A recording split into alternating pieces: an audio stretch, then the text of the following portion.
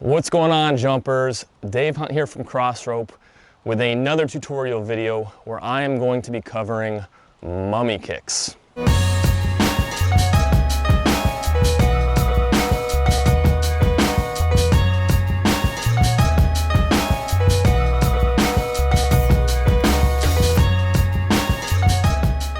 So mummy kicks are a variation of the alternate foot step. If you haven't checked out that tutorial yet, that's one that I did previously that you can check out the link to below.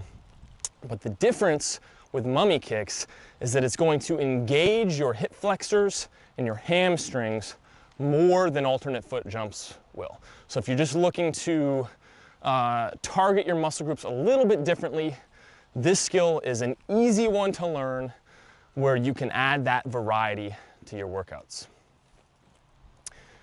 Hey, if you have not had a chance to join our thriving jump rope fitness community, the link below will bring you to a free 30-day jump rope challenge. And of course, if you have not taken a look at our ropes, second link below, check it out.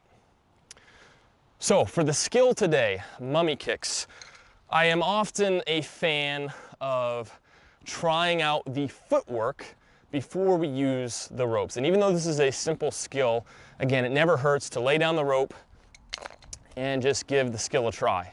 Hands into the proper position, same as you would for that alternate foot step. Remember, alternate foot step is just gonna be picking up your feet, nice and easy. Extend a straight leg, alternating back and forth in front of you while you're jumping. So it's gonna look like this. And going back to my track and field days, one of the important things from a mechanics perspective when you're doing something like this is that you want to have your toe dorsiflexed, which is a fancy way of saying your toe pulled up towards your knee instead of pointed.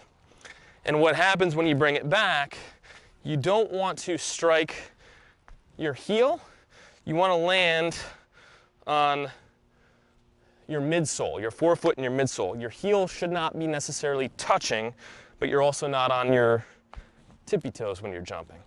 So get comfortable with that, pulling your toes up. And it's this action back that's going to engage your hamstring when you're jumping. And the forward action with a straight leg is going to do a better job at engaging your hip flexors. So very, very good variation to the alternate foot step. Now, as with any other skill, I often talk about the value of using a slightly heavier weighted rope when you're starting so that you can maintain that arc while you're slowing down the speed of the rope. So I'm using a half-pound rope here. Feel free to try it with something even heavier than that if you'd like. And we're going to start out by just going into a skill that you're comfortable with. I wouldn't recommend trying this until you're comfortable with the alternate foot step.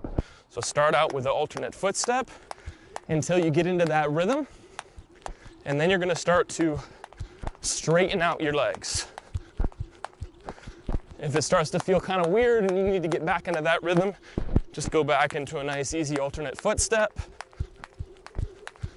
You notice I'm maintaining that tall posture. My arm positioning is remaining the same. And I'm just slightly elevating that straight leg. It's up to you how high you want to go. If you kick it too far out, it's more likely to strike the arc of the rope.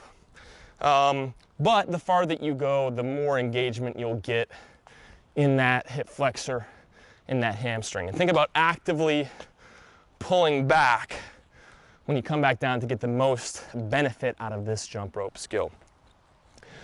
So that's a quick one for you. The mummy kicks, fairly simple to learn. It's a good variation of the alternate foot step. It is good for coordination. There's some additional benefits to the type of activation that you're getting. And I would encourage you to add this to the next jump rope workout that you try.